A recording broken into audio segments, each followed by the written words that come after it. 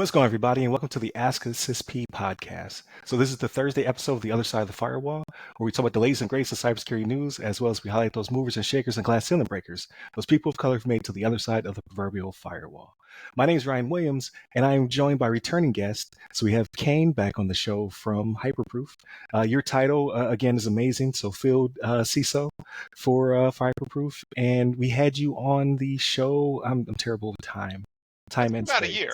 It's been Has about it a been a year. And year? yeah, I think it's been about a Oh, year. And it wow. was fantastic when I was on last year. And I see that your show's blown up and continued to expand. I saw that I appreciate social that. post that you put on LinkedIn recently about your first year of retirement. And that's blown up. And congratulations all the way around. You're I doing amazing appreciate that. stuff. No, thank you. And it's great to have people come back on the show. So when we talked last time, we were kind of getting to know one another, exploring what Hyperproof is doing as a company, what you're doing within it, and then all of those really cool podcasts that you have, like the drafting compliance, which is beautiful title. Like if I go back in time, I'm like, that's a good one. As well as I know you're doing the 5 minute rundown as well of I can't remember what that one is called off the top of my head though. They've Butchering it. decided to call it Kayne's 5 Under 5. There it And is. then I 5 under also 5. have my third property, which is InfoSec Pros, where it's kind of like this, actually. I have smart people on, and I get to ask them questions, and they get an opportunity to talk about their backgrounds in cybersecurity. That's awesome. So yeah, I have to catch up then. So three shows, one amazing host, and then also amazing company. So a little bit behind the scenes. So I worked for a company called Compliance Point. It was my first job out of the military. Love the company, love the people. And my first tool, first GRC tool post-military was Hyperproof. So I used the stick viewer and the gold disc and all that good stuff when I was in the military. And not to knock it, but it's not as intuitive or friendly as what I experienced when I left the military. So that kind of blew my mind. I was like, people been using this all this time? Like it's been No, this you're not awesome? wrong. I used to be a CISO at the Defense Industrial Base, and the tools that were previously available in the space have been and remain to be challenging to use. Yes, it's more of like if it ain't broke, don't fix it. It's teetering on broken, but I digress. In case I ever want to go back to that space, I want to bash them too hard. But before we go too far, though, I just want to do a quick rundown. Like we've already had you on the episode. There's a really good hour-long episode with you breaking out your cybersecurity origin story and those initiatives. I'm sorry, a year ago. But if you could just do a brief rundown of who you are and what you currently do, and then we can start to go into catching up. Fantastic. So, yeah, I remember that last show we did together. It was so much fun. Briefly, for those who are joining us at this point, I'm Kayne. I'm the Field CISO, Chief Information Security Officer for Hyperproof. I am also a senior member of the Institute of Electrical and Electronics Engineers for my contributions to cybersecurity, and I'm also a spokesperson for the IEEE on cybersecurity. I have been doing this for nearly 30 years, I think, now in cybersecurity. I got my start at a consulting firm where I took my background as a college dropout of a theater program and took my background in improv and managed to turn that into a job. And since then, I've had the privilege of working across multiple continents, multiple industries, including, as I said, the defense industrial base, but also the commercial sectors and private sectors, public sector jobs. And I think I've played every job there is in cybersecurity, except for we didn't call it red teaming, we called it tiger teaming back in the day. But Right. I like to think that I've done most everything there is to do. And these days, I mostly spent a lot of time thinking about how fortunate I am when I entered the industry and how we can continue to have those opportunities for people to get into the industry without saying, hey, you need to be saddled with hundreds of thousands of dollars of college and university debt and get yourself 6 certifications so you can get an internship. Right, absolutely. And I found that fascinating the last time we talked, just your background in general and how it was so amenable to what you currently do. A lot of people are like, how do I get into cyber? Do I have to learn something completely new? Like, yes, you will learn new things, but what are you bringing with you? What are those soft skills and those talents that you have from your previous history, your background experience? And I find it fascinating. People such as yourself who came into cyber with basically a talent that most people don't have in IT or cybersecurity. It's the ability to articulate and be able to tell those people above you, the C-suite, and what needs to be done, and also talk to the people who are at the technical level. And oftentimes, like not to bash IT folks, because I am one, right, after 20 years, but we don't really like talking to people. It's not our favorite thing to do all the time. So it's remarkable to see someone come into the space who brings that with them, that personality with them, and also is able to articulate to both sides. So I think if you're that type of person and you're interested in cybersecurity, I think there's definitely an avenue for you, even though things are kind of in turmoil right now. Right? It's not the best of times, not the worst of times, to coin a book, but it's definitely different. A Um, very fair assessment of where we currently are as the industry, but I think it's right. also important to take as inclusive of an approach as possible to cybersecurity, because I talk to friends who are, attorneys, who are policy analysts, who are economists, who are in, some people who are in cybersecurity still as well. And ultimately, they recognize that back in the 80s, when we were doing large-scale educational development and workforce development planning, we were thinking the problem was going to be rogue nuclear material from Russia.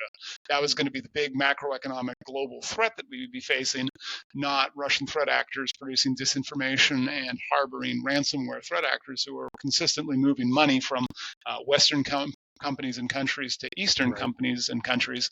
I don't think that we had the plumbing built in.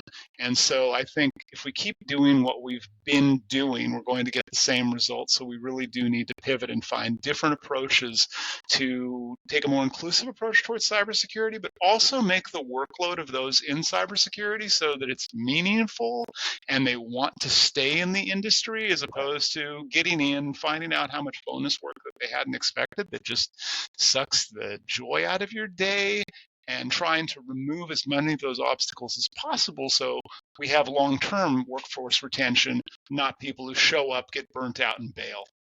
Right. No, and I think that's a great segue kind of to where I wanted to go. So it's like tell you're a professional within the space. He was like, I know where you want to go. I'm going to help you get there, right? So I appreciate the alley oop. So when it comes to providing the tools, so to speak, to help with that pipeline, to help people not be burnt out. I know Hyperproof is kind of tip of the spear within that regard, and you guys have a suite of tools. And this is not paid advertising. I'm not getting anything from it. I'm just going from experience. Like I've used the tool.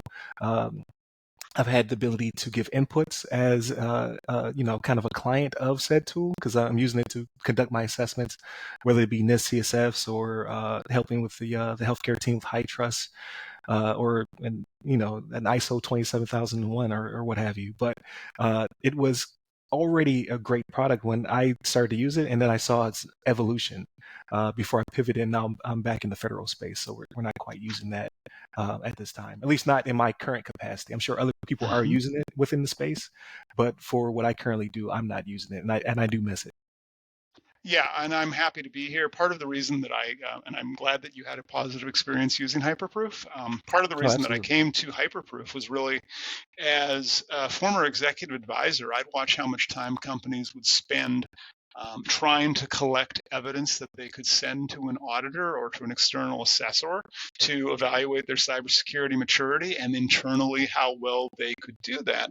And I previously ran into that when I was a CISO at a defense industrial based company, where being able to positively affirm that you had your SPURS score, that you'd actually been able to figure it out before you'd submitted it, was very difficult and time consuming on staff. And it resulted in that, like I said, that bonus work that sucks the joy out of your day, where inevitably the GRC team is saying, hey, could you send me a screenshot or maybe a log file or maybe a PDF showing that you're actually doing your job, because we can't trust you because reasons.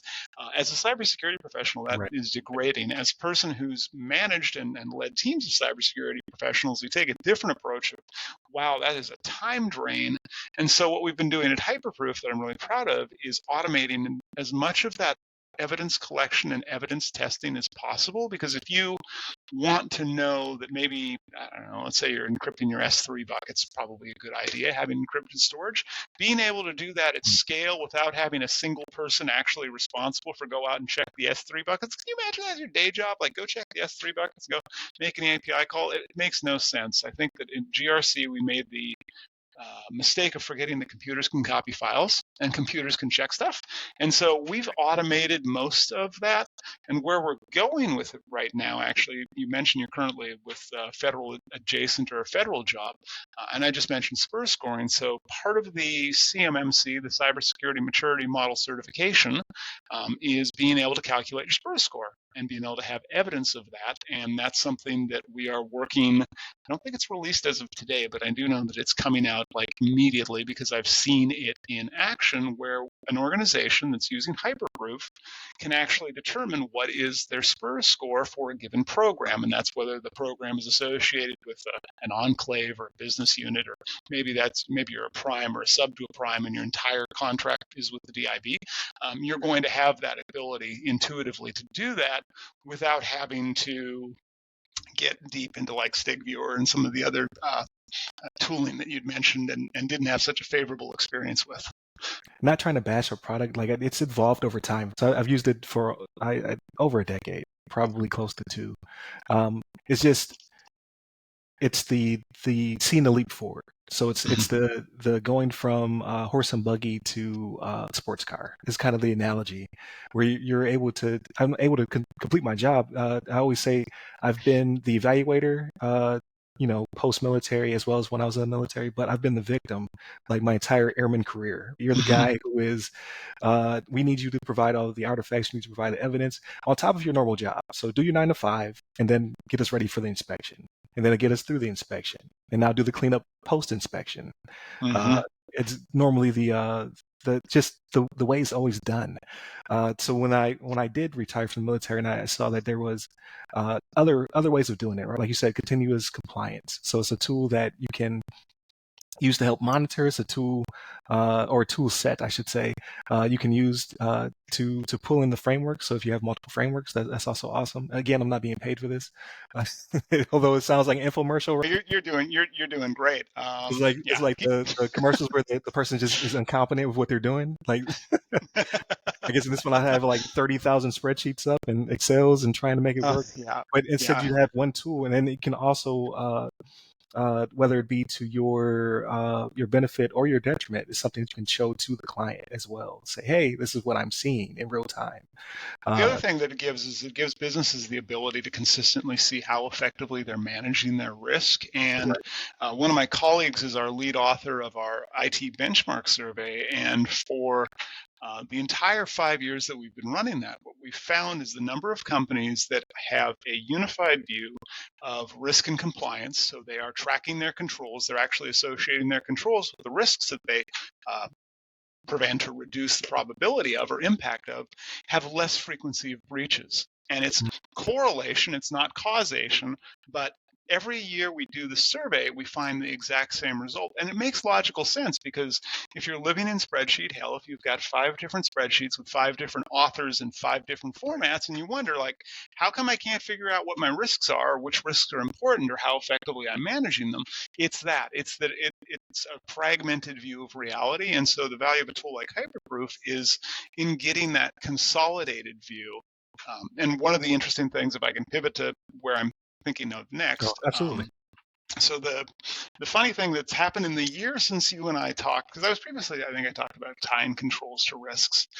Something that happened last year is the Security and Exchange Commission, the SEC in the United States, started saying, okay, you all have to start telling us how you're doing the cybers. And they gave companies 4 factors that they had to report on in section 1C of the 10K. And because I like a train wreck just as much as the next person, I figured, okay, a whole bunch of publicly traded companies who have never had to disclose how they're doing cybersecurity have to talk about how they're doing risk management and how they're doing governance.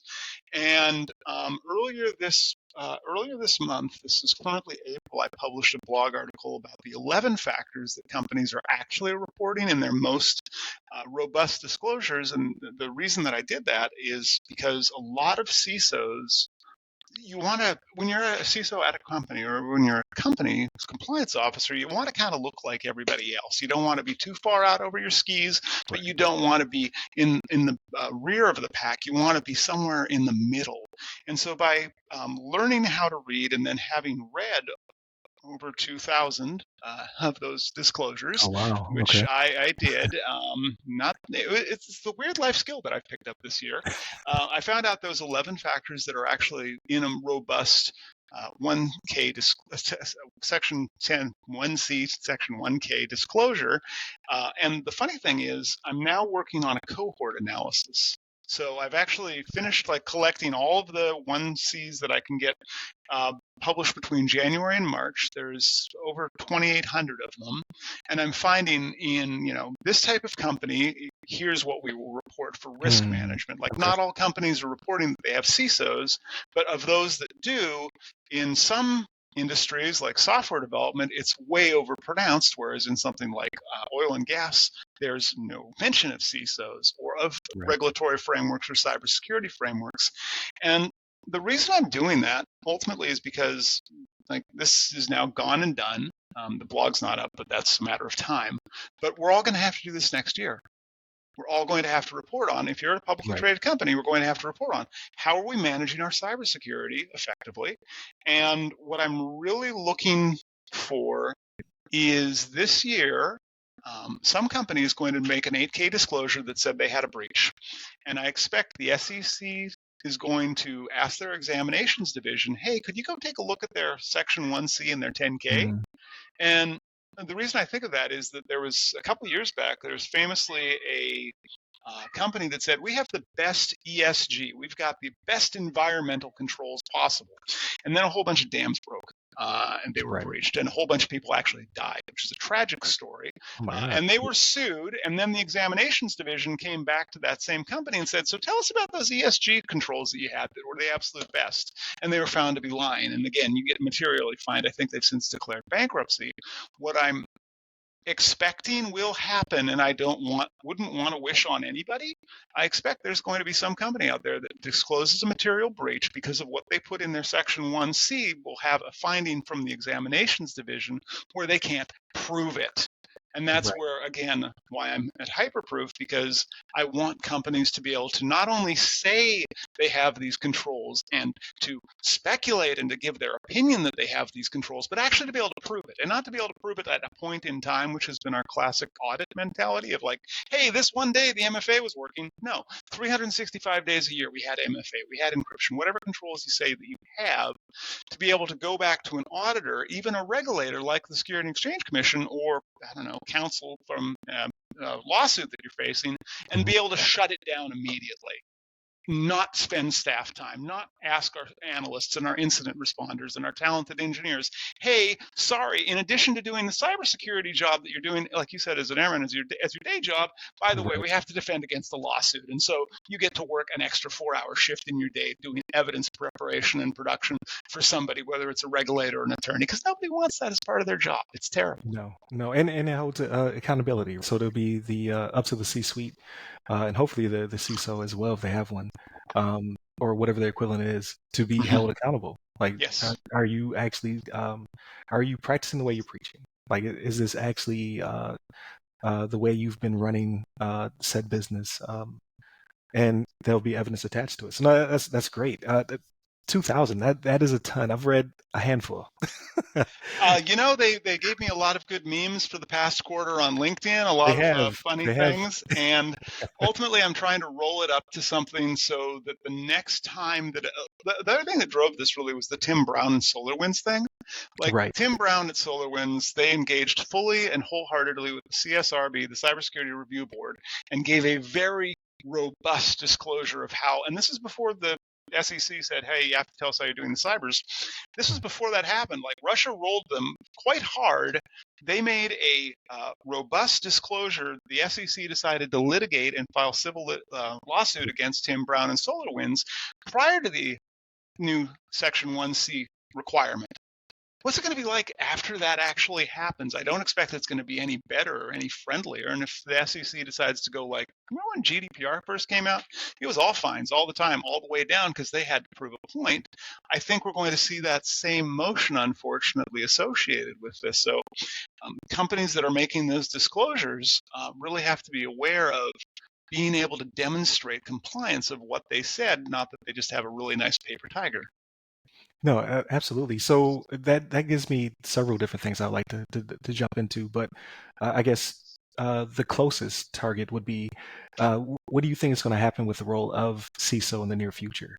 Because right now it's kind of going through its evolution. You have people who say that it's everything. So these people are going to be held accountable. They're going to go to trial and have to defend themselves in the same companies that they don't have the ability to uh, say what to do with the funds, to say that you have to file. There's no teeth, basically, in some Right. companies. Do you think that this will allow the role to continue to evolve, or will it uh, manifest or turn itself into something else at that point? So I have a friend who's Swiss, and he calls CISOs in the United States an endangered species. And I do not think he's wrong.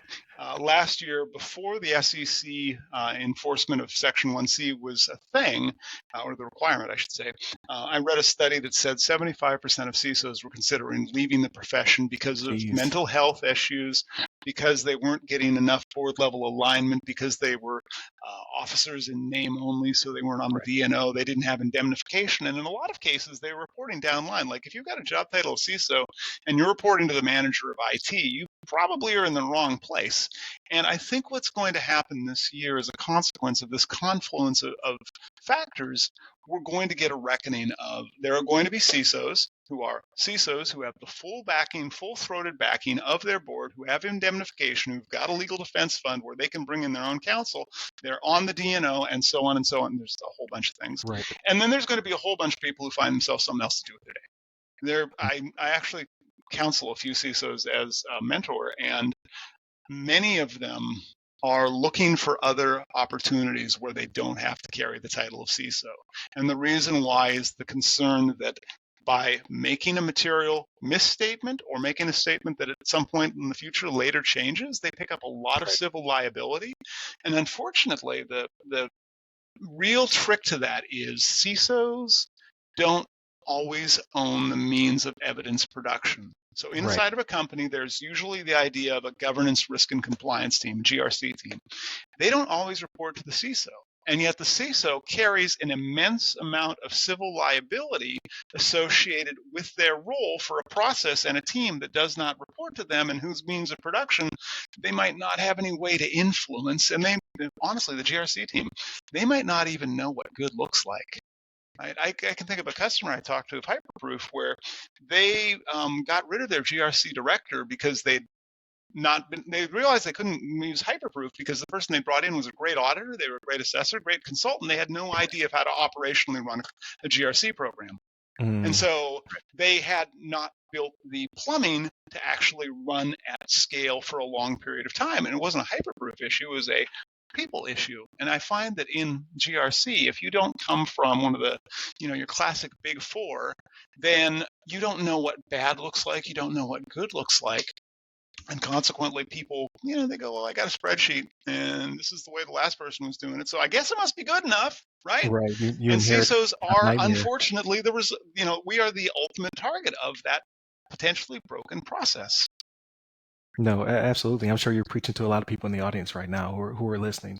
It's interesting to see. Like I'm very I'm always optimistic, but I'm very optimistic about the new process and how it will continuously evolve how we protect not only the company and its clientele, but ultimately it's going to roll up into national defense. Right? That Hmm? ultimately, like cybersecurity is national defense. However, I'm just worried about, like you said, the casualties. Like to see Right. a mass exodus, because I would hate to be a person in their shoes as well. Like, okay, I'm going to be held, like you said, accountable for things that I have no control over, or I don't have the backing. So hopefully that starts to lead in that direction. But the way the market currently is, I just don't know if next year is going to be the year. Yeah, It yeah. might Well, be I further down also the road. can't. I also can't stand idly by. I can't look at a problem and say, okay, that sucks, and yep, it's going to suck for everybody. So, Right. something that I've started working on, and I've mentioned to a few of my friends, and I'll mention to you under the friend NDA. Although I mentioned I'm disclosing this to your listeners at this point. Hi, everybody. Your Let's friends be too. friends. I'm actually working on a maturity model for governance, risk, and compliance.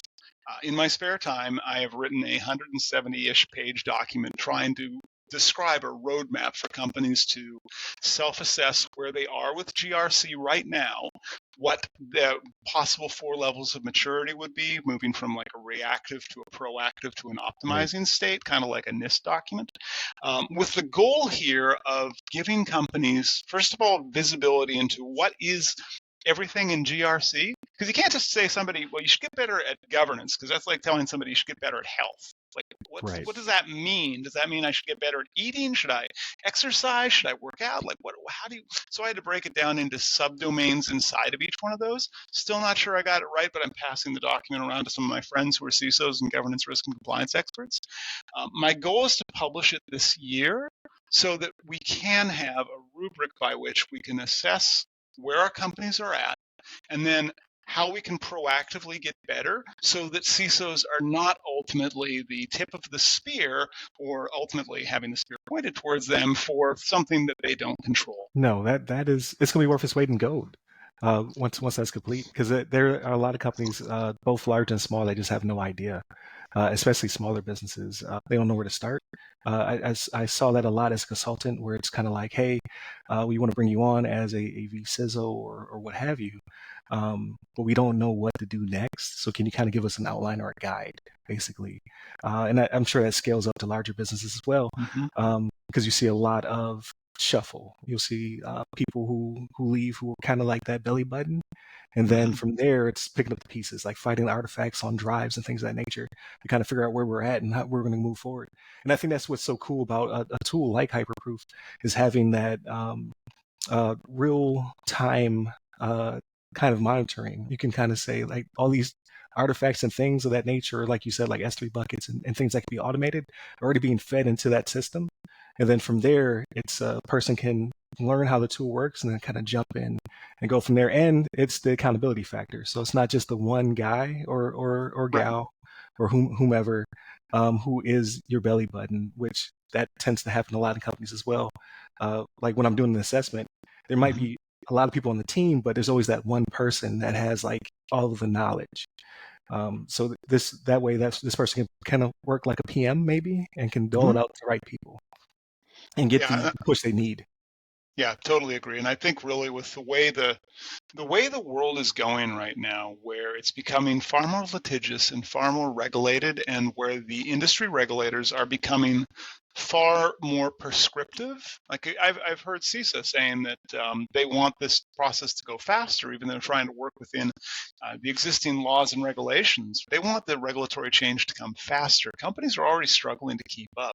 And so there needs to be not only a core business function and software like Hyperproof to support it, but you also need to have people, as you said, to actually support it. You need to have that process documented so that it will survive staff changes when the proverbial belly button departs or is otherwise unavailable for a period of time, because we can't keep making this stuff up as we go along. I think Right. that's been one of those things that a lot of companies, even grown-up businesses, like where you'd go, wow, it must be adults running that place, they've been YOLOing. They just have been worried about what can we do today to make the shareholders happy, and that works to a point. But unfortunately, we're now bearing the brunt of those consequences of de-investment and deprioritization in basic core tenets like risk management, where I'm sure as you as an assessor and me as an assessor, like we've probably walked into companies and asked them for their risk register or how they're managing risks, or to give us some risk artifacts, and they go, say, what now? What Yeah. is that? What is That's that? a neat idea. Tell me more. And I don't think that that's going to be the world that we continue to inhabit, or at least the companies that will survive and expand in this new, heavily litigated, heavily regulated world. I think that's going to become just a normal part of business and a normal expectation. But I also don't think that you can't tell people, well, okay, you want to learn all this stuff, go take a 4-year college degree, right? And then go do your master's and then write your postdoc and you'll be able to have all of that knowledge. No, I think that needs to be democratized. That needs to be widely disseminated, and it needs to be generally agreed upon and accessible. So those companies that don't have 4 years to send somebody off to go school on this Right. can still actually make informed decisions and make positive change and continue to survive and thrive, as opposed to falling behind, which I think right now is happening with some companies, where they are falling behind the curve of, not only do we have threat actors overseas who are working actively to either profit or to destabilize, depending on, is it a nation state that's working to do disinformation and destabilize democracy, or is it just a criminal threat actor who's working to make a buck because, that's their day job? Although actually the nation states, that's also their day job. But you've got that on one factor, and then you've got the regulators and the litigators who are also pushing for change. It's very hard for companies to keep up with this unless they've enshrined that discipline of GRC, of cybersecurity, and a very close tie between those two. No, absolutely. And like you said, we don't necessarily have the time to build that pipeline. It needs so we want qualified people. We want people who understand how things work. But at the same time, what I'm noticing is there's a lot of not necessarily just scope creep, but credential creep and education creep as well, where we want you to have 10 years experience, a master's degree, a CISSP, and give up a child or something like that. Like we want the key. It's about a $15 internship. I think you could probably get that. And that's unfortunately the job listings that you see and you want to burn with fire. Right. I think that it'll have to, at some point, it'll have to balance out. Like the market will have to correct itself, because we just preached not too long ago there was 700,000 vacancies in the states, and then shortly thereafter we decided to let go of hundreds of thousands of people out there into the world, and it came the Hunger Games. So you have people who are that credentialed, and you have people who are trying to get in, and they're at odds. And I mean, it works out to an employer's perspective in the short run, but like you said, in the long run, you still haven't fed these people into the system, and therefore, what's going to happen to you 3-4 years down the line when ransomware as a service, when disinformation as a service, and so on and so forth have matured even more, and I think that kind of leads into the AI conversation I definitely would like to have with you as well, because I think it double-edged sword. I'm glad that we're 20 minutes in and we're 25 minutes in and we're finally talking about AI. I'm going to RSA later this year, and I expect it's going to be the all singing, all dancing, all AI, like it was 10 years ago, where it was all singing, all dancing, zero trust, and no CISO ever wanted to hear that term again. Yeah, they will beat things to death. Like the Air Force, everything was cyber for a while. Even my career field was called cyber transport. Everything it was like Smurf. It was like everything was cyber. But with that with that being said, so I'm slow to the AI bandwagon. I finally arrived because I thought it was a lot of hype as well. I was just like, it's just they're using the term incorrectly. That's not what this is. But it actually is turned into what I wanted when I was a child. Right, AI and those large language models are actually becoming brains with personality, so to speak. They're cutting down on time. So it's like the what was the future of tomorrow, or the home of tomorrow, where they showed robots and they had ovens that made food for you, and they had dryers that folded your clothes. Like we're actually getting to that point now where these tools are able to take away a lot of the mundane chores. So when it comes to the automation, orchestration, such as a suite of tools like Hyperproof, how is that integration going? Because again, I feel as though it's a double-edged sword. It will get us there quickly. However, will it be leveraged in the correct ways? Like I know you guys will, do your due diligence, but what are you seeing currently in the market? Like, is it being adopted correctly? Are you able to use it, or is it, are you getting pushback, so to speak? Because a lot of companies don't even understand what AI is, and they're scared of it. Yeah, we actually did a study that going back to that IT benchmark survey that we do, and we found that most GRC professionals are currently using artificial intelligence, and most GRC professionals are currently worried about artificial intelligence, and it is really that dual-use sword there.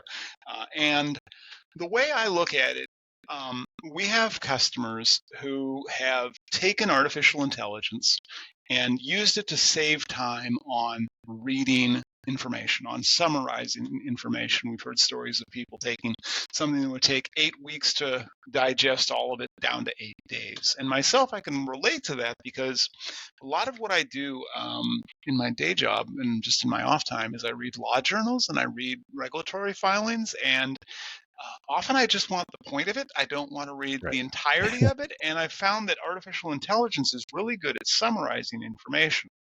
And I think that is a possible use for it. And I have a friend of mine who's using artificial intelligence for privacy regulations. He and I are doing a thing in Seattle next week, actually. Okay. And he's got, there's not a lot of prior art for privacy regulations that are emerging, and he'll get control suggestions from an artificial intelligence to say, hey, don't write the control definition for me, but give me some ideas for what could work. Again, I think that is an acceptable use of artificial intelligence if you're using it to, hey, I'm looking at this control requirement. What could a potential control or controls related to this be? I think that's fair. Having said that, at Hyperproof, we are not yet leaning in on artificial intelligence. I'm actually working on an AI council to do advice on how companies in our space should be doing artificial intelligence at scale and effectively and ethically.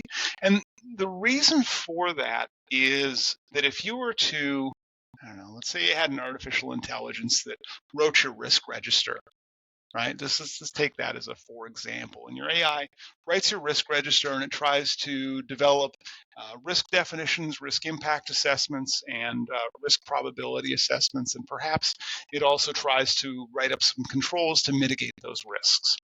First of all, if you take that to a board and they ask you, where did this come from? They're probably going to laugh quite a lot when they tell you, you tell them that an artificial intelligence is telling you how to run their business. But also, if you take it to the other business unit leaders, how insulting is that you didn't come to them and ask them what their risks were that they were facing? I don't think that artificial intelligence can ethically write a risk disclosure for a company. I also don't think that we could have those statements effectively, again, thinking of the SEC examinations division, like I could imagine they would love to get their hands on something that had been written as artificial intelligence, either as a risk assessment statement or as advice as to how a company is managing their role, their risks, whether they're cybersecurity risks or the risks associated with artificial intelligence. I think that also is problematic. So again, at Hyperproof, we're taking a far more nuanced approach. We're looking at where artificial intelligence makes sense. Like if you want to perhaps brainstorm an idea for what a control could look like, sure, that might be a use case that we could consider. Do you want us to write you a policy document? I don't think you want an artificial intelligence to write you a policy document. I think you might want to get a second opinion on a policy document, like an ask a friend type feature, like what else is typical in a document, but not to have it produce that art for yourself. Because ultimately, the other thing that comes up, going back to my prior comments of how regulated we are right now as an industry across many, many industries, both public and private, somebody has to sign that. Somebody's going to have to put their name on that. Somebody's going to have to actually ink it and say, I wrote this, or I am going to be held accountable for this. I don't think we have yet hit a point with artificial intelligence where people would feel comfortable signing a disclosure statement or some control definition that says, yeah, I totally did that. It wasn't an artificial intelligence, because if the AI made a mistake, here's the thing, the artificial intelligence provider is not going to be the person or the company that is affected by that mistake. It's going to be the person who signed the document and presented that work as their own. No, absolutely. And I think that feeds into what is the best case for its use. And you bring up the perspective of an assessor, or even from a consultant's perspective, right? So if I'm a consultant and I'm trying to lead a steering committee, right? I'm trying to get all the people from company A into the room to agree upon anything. Typically, that is a headache. That is several meetings that could have been emails. That was several meetings that didn't have to necessarily exist.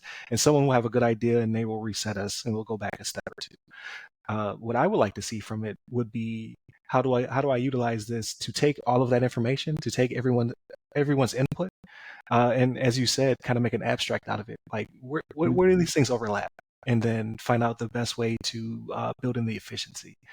Because again, I'm with you. I don't believe that we're nowhere near the point where it can write policy and then ultimately someone will have to sign for it.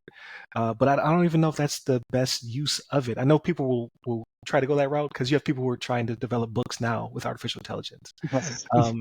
But what you quickly learn is that it wants to give you an answer. It doesn't necessarily care if you give it enough input. And like you said, if I were to go to all the different department heads and gather this information and start to build this grand policy, this grand uh, uh, guide or book or what have you, it can definitely help us to take all that marble and then chisel out, the angel sculpture, as opposed to the opposite of it, trying to build something as though it's a human. It never turns out right. It comes out as a nightmare. Um, Having but said no, that, I I do think there completely is agree. Yeah. promise in artificial intelligence when you think about large-scale signal analysis, and that's whether it's your classic SIGINT or whether it is cybersecurity, trying Mhm. to filter the noise out of the signal. So if you're, and this is where it gets close to machine learning, and I think companies are going to be either very careful in this space or they're going to be the recipient of many lawsuits in this space, Right. where the premise of artificial intelligence, setting aside generative AI, which is predominantly what we were just speaking of, the premise of it is if you have a threat actor that is conducting a sophisticated operation where, I don't know, let's say, the Active Directory clipping rate is after 3 password fails, after 15 minutes, lock the account.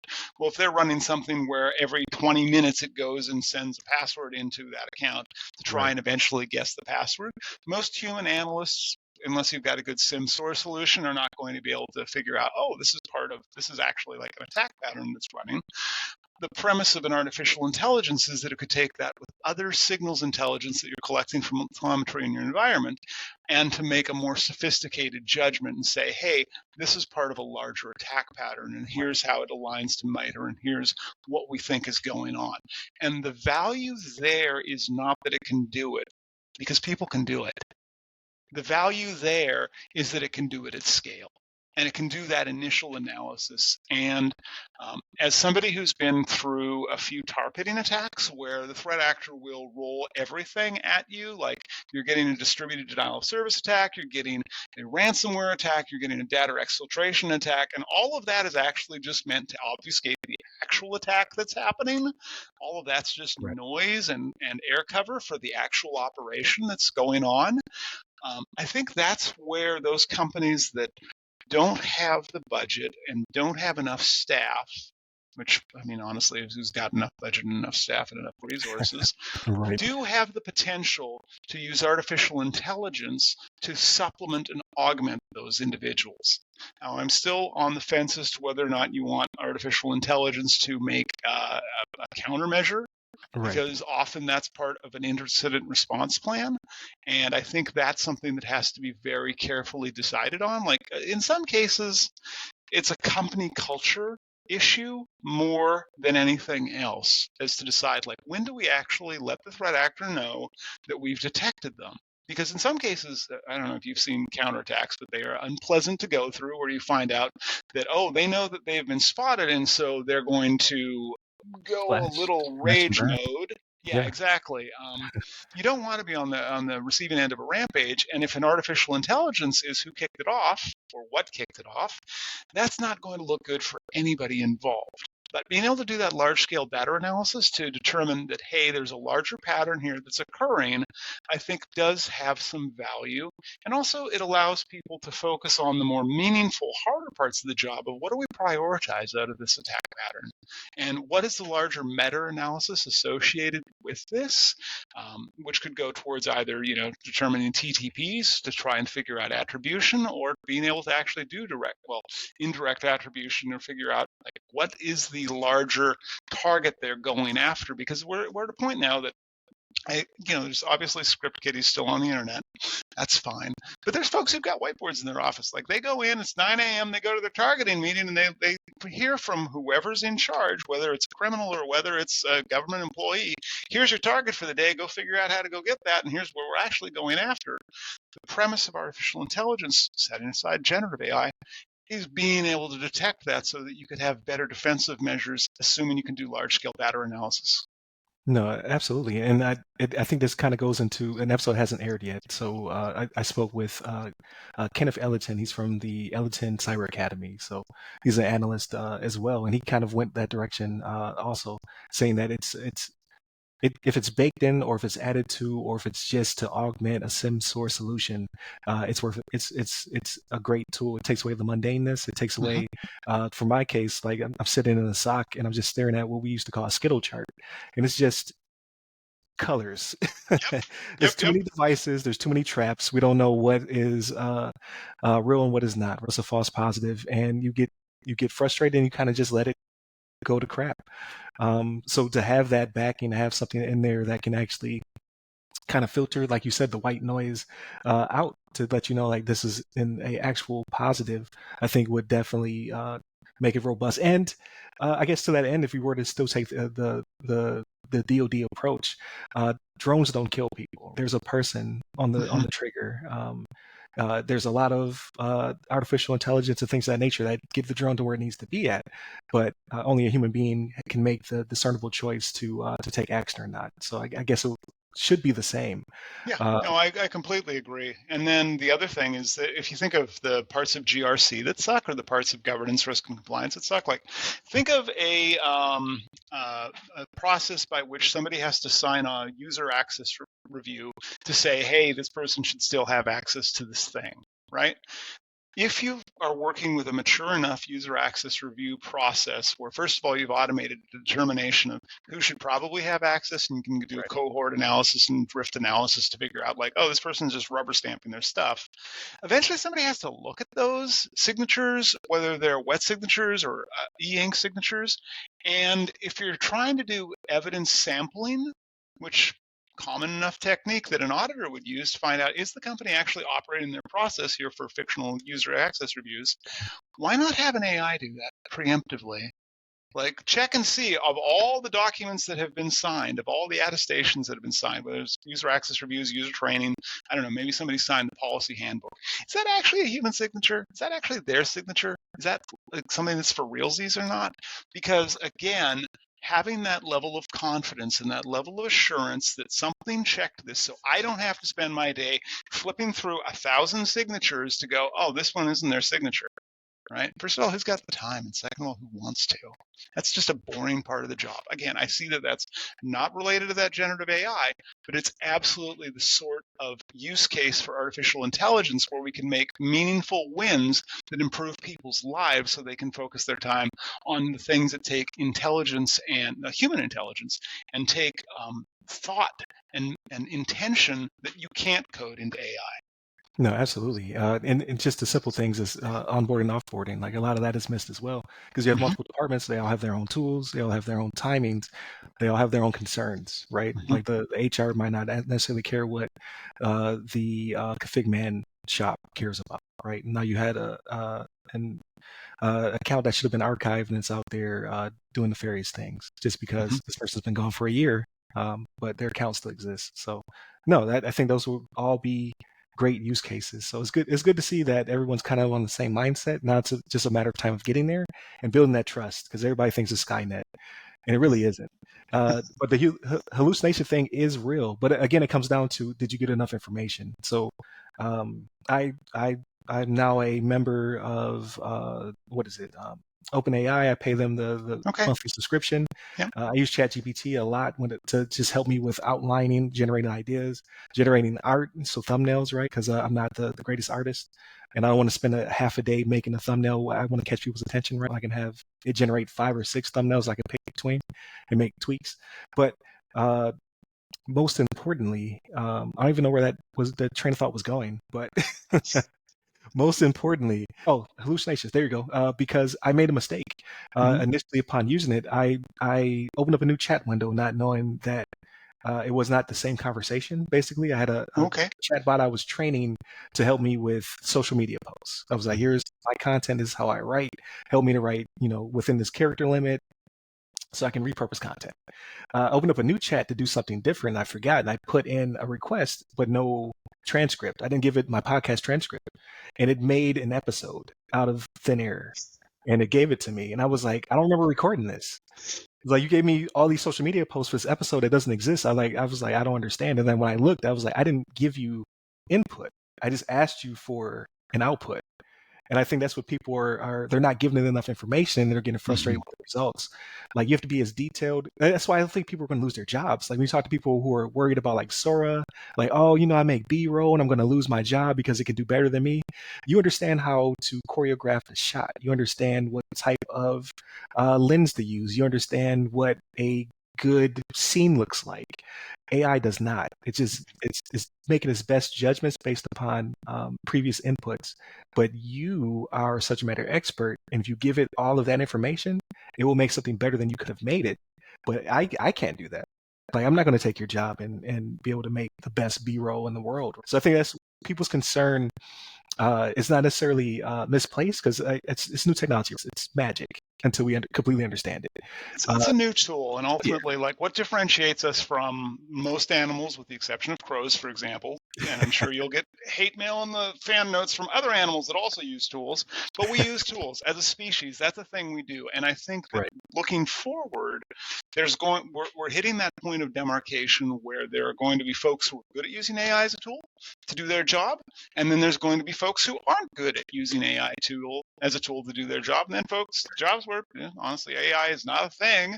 One of my sons is studying to become an electrician. I do not anticipate AI is going to supplement his job that much, and it's certainly not going to supplant his job until they get AIs that are wandering around and can wire a Right. house. That's just unlikely. No, that's very true. I was just talking to because my two older children are going the clinician route, right? Eldest daughter, she wants to be a nurse. Junior, he wants to be an anesthesiologist. Those jobs are not going to be placed anytime soon. You're going to need Hmm. people to take care of sick people for the foreseeable future. It's just the tools will become just that more potent. Right. You'll be able to detect things better. You'll be able to prescribe things better. Hopefully, we'll have medicines that work individually for specific people to cure cancer one day. But Hmm. you're still going to need a human being in these. You just have to be a human being who understands how to describe whatever it is to a prompt, which you do in Google anyway. It's just now you get to your arts, literature, like these things that you learned in school that you no longer practice, right? Reading and writing comprehension will now come into a greater need within these models because they understand language very well. So the more descriptive you are, the better the output will be. Garbage in, garbage out. So Yes, absolutely. Quite often. right. So I'm not terribly concerned. So, but so it's good to see multiple people within this space are also thinking similarly. I can't speak right now. Yeah, I think So my biggest concern ultimately is that companies that disclose that they're using artificial intelligence and that aren't. Right. I can think of two recent lawsuits that the SEC settled against companies that were investment advisors that said they were doing artificial intelligence and that they were going to have AI-powered investment advice, and they totally didn't. That was their marketing team decided, gotcha. hey, AI is cool, and they got fined like $250,000 each. Now it's a drop in the bucket, but also these were no-name investment firms that, you know, I'm waiting to see how this affects a larger company that says, yeah, we're totally doing the AI thing because that's neat. Like I said, I'm going Right. to RSA. It's going to be all singing, all dancing AI. I anticipate there's going to be a view of it of, is this really AI and can you prove it? And the other part of it I keep thinking about is the case against Carl Lundstrom by CX360, where if you haven't heard this one, just briefly, Oh, it's a risk that most CISOs, I think, didn't have on their risk register, where the salesperson was using AI for chat transcripts from calls, right? So you'd be on a call, you'd need a call transcript. It's handy, it's convenient. I think a lot of people do it. And they were doing this just as part of their day job, doing some kind of tech sales. I don't even know what it was. And then they got terminated from their job. Okay, that happens. And the AI decided to keep joining calls and keep transcribing the calls. And they oh, only found this out afterwards when they asked who the caller was, and it was this artificial intelligence. And now the matter that's of concern is, first of all, how is the AI continuing to be able to join the calls, but also because of somewhat of the murky supply chain around processing and storage of those data, there was highly confidential and sensitive company proprietary information disclosed on those calls. Who's got a copy? Like, Right. who actually can see that? Where was it used for training? Is it going to show up in somebody else's data set? So even though the lawsuit is against the individual salesperson who'd authorized the use of that tool with their account, I think there's a larger question for companies as they look at their acceptable use policies associated with artificial intelligence to say, how would you defend against that? And how would you counsel your employees to either use that appropriately or to not use that? Because I Right. know like every video system like Zoom right now, just to pick on an example, has a built-in AI assistant. Right? Is that an acceptable use? Is it okay to describe and discuss company confidential information there without the concern of data leakage associated with confidential information that could end up in somebody else's training set? That's not a good outcome associated with it. That's kind of the weird compliance angle that we've got in AI right now, where I love the promise of the technology to make people's lives better, but at the same time, there is the underpinning of within reason. Right? Right. Within reasonable company use, within reasonable personal use, within ethical use. Yeah, they're just opening up a much larger attack surface only because no one reads the user agreement. No one No, reads no one anything. has time to read a privacy agreement or a user But agreement. that is something that's coming up in the future. Right? We had a previous episode about that. There is a teacher in Texas trying to build a better model for the user agreement to make it more digestible, Yep, consumable I've by seen a people. GPT Yeah, that does that as well, that will read a right. privacy policy. So we're getting there, but it's Mm-hmm. it's a very slow slog. So before I let you go, I know you're a very busy person. I definitely want to pick your brain when it comes to things outside of our careers, right? Things that we do to unwind and things of that nature. I like to land the plane, so to speak, of every Fair enough. episode. Yeah, yeah. With what are you doing to either unwind? What are your hobbies? Like, what are you doing outside of reading 2,000 reports for your upcoming blog, which I can't wait to Oh, read, by the way. yeah. And I'll send you for the show notes the link to the prior one around the 11 factors. The Okay, larger cohort analysis, it's on my desk. I hope to get it off my desk this month, as well as that the maturity model for GRC. That's going to be longer. That's going to be like right. half this year, I expect.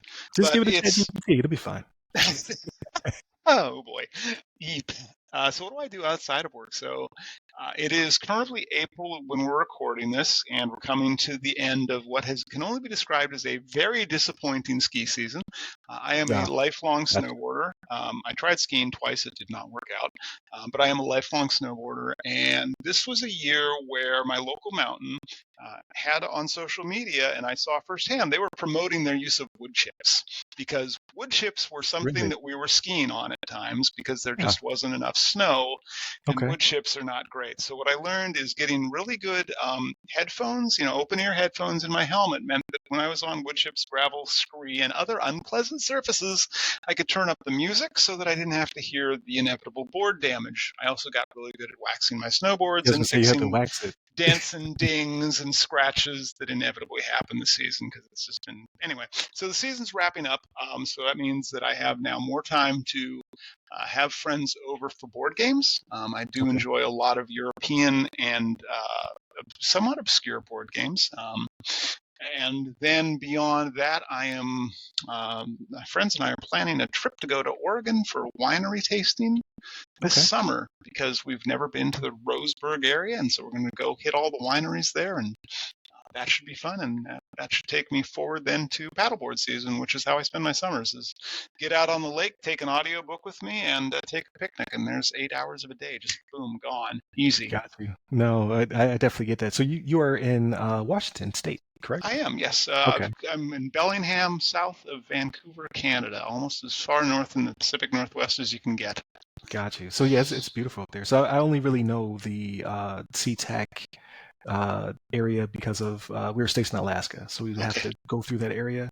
And I used to live in Idaho, was our first duty station, so we would drive across sometimes if necessary. So beautiful area. Like when it comes to scenery, like it's gorgeous up there. So I could definitely see the paddle boarding and things of that nature. Like actually being out in nature would be awesome. Like here in Florida, nature would kill you. So it'll kill you there too. Now, don't get me wrong, but a moose or what have you will get you. But out here, the got gators and all types of nonsense. So no, Remind me, that's which part of Florida are you in? Because I'm going to be in Orlando later this year in the fall. so I'm almost directly in between Tampa and Orlando. It's called Wesley Okay. Chapel, is where I Okay. live at. So I'm like 40 minutes north of Hmm. Tampa and like an hour-ish, hour and 20 from Orlando. So when All we go to right. Disney, it's not that long of a drive. I will drop you a note when I'm coming to Orlando. I can't Yeah, remember the dates, but I remember it's in the fall of this year. And it was one of those things where it's like, hey, Kane, do you want to go to Orlando in the fall? And I was like, yeah, it'll be nicer than the weather. I'll be yeah, happy to yeah, know. I'm sure. Why absolutely. not? We go to World of Beer or something like that, so you can Yeah. try out the local favorites, which Oh are goodness, okay. yeah, all the beers. Oh boy, now They're you're okay. just we'll do a drafting compliance. I'll bring Tom with me, and you can watch me make There it beer is. face at everything. Right. You're the best IPAs we have to offer you Oh here in the no. South. But no, like I think you'll really enjoy it. Like Orlando's beautiful. Like I really do enjoy being here. I'm from Buffalo, New York originally. Like Buffalo is also beautiful, but it's extremely cold. I'm never going back to being cold, right? Like Hmm. it was cold here for I think the longest I've been here for almost 2-3 weeks, and cold to us is we wake up and it's 50, and then it warms up to 70. Like so, this is you can't beat this. Like this is the best ever. Yeah, it's So beautiful weather compared to. I've been in Buffalo in the winter actually doing consulting, and I had to wonder how I ended up pulling the short straw on that one. yeah, you definitely did with all the lake effect snow from Lake Erie. Oh Yes, man. yeah, yeah. It's like Chicago, same time as you get that lake effect snow, and it's just it negative 30 is not unheard of. Right, right. Yeah, I'm not going back. Like I said, I lived in Alaska as well, so I'm done with the cold. Yeah. So I just want to be here, be warm year round. But no, that's awesome. So yeah, definitely let me know, drop me a note when you get closer to the area. But I definitely will continue to keep up with Hyperproof. Like I really do enjoy talking to you and just checking in on the company. Like you guys are doing amazing things. And then I did not get a chance to ask you about the character in the background. We'll talk about that next time. I just started that cartoon not too Which long one? ago. Hell of Uh, a Boss or Has Been Hotel or Aspen Hotel. okay, Yeah. cool. There you go. Yeah, Has Been Hotel. Oh, it's a good musical. Some of the strong songs aren't that strong, but I recently watched it on a cross-country flight with a 80-year-old grandmother in the middle row, and she was, peeping on my laptop. She couldn't. I had the sound off. She said it looked like a cute, sweet musical. I was like, Yeah. great. That's yes. Never mind how many f-bombs they drop per minute in that show. It's Right. fantastic, though. Funny enough, my kids turned me on to it. Really enjoy it though as a show. So I just started it. It's yeah, you're right. They do drop a lot of F-bombs. So I learned very quickly after watching on my own time. But no, it's been great catching up with you. I'd love to have you back on the show as soon as we can, sync up with. I know your schedule is pretty busy, but yeah, I just again like to check in with you guys and just see what the future holds. I think you guys again are tip of the spear. So when I think of like who's the subject matter expert, I should be checking out and following on LinkedIn. I definitely go towards your page as well as some other members of Hyperproof and just in general, like your company is doing amazing things. So Thank you. you're very welcome. Thank you. Like it was a great experience coming out of the military. I was like, this is a great tool. And then being able to, give what inputs I did give was awesome because you don't do that in the military. So That's very true. This is very true. right. But no, so yeah, please continue to tune in to the episodes. Again, Thursdays at Ask CISSP, like this one, where I have interviews with amazing people throughout the industry, subject matter experts, as they are. And then Monday, Tuesday are topics, Wednesday discussion, Fridays, everything else. So it's more of what we just ended with, where we're talking about movies, books, games, and things of that nature, just trying to unwind for the week before we get to the weekend. And I hope to continue to produce another 500, and I think we're at 62 episodes. So just keep this going. So I'm definitely enjoying it. Hit up all the websites that go by our name. We're on all the social medias, either at the other side of the firewall, the other side of the FW, or Ask a CISP. You can hit me up personally. I'm most responsive on LinkedIn, so that's at RyRy Security Guy. That's RYRY Security Guy. And you can hit me up on all the other platforms as well. And where can they find you? So you can find me on LinkedIn at Kayne McGladrey. So there's only one of me. You will not have any problems on that. Allegedly, I'm still on Twitter or X or whatever that dumpster fire is called. I haven't figured out how to turn it off. And if you want to learn more about Hyperproof, check us out at hyperproof.io. And I'll make sure that you get a link in the show notes to that 11 factors blog about my initial SEC analysis. Oh yeah, absolutely. Like not only for myself, but I'm sure the audience would definitely love to read that as well. So yes, tune into all the things. Stay safe, stay secure.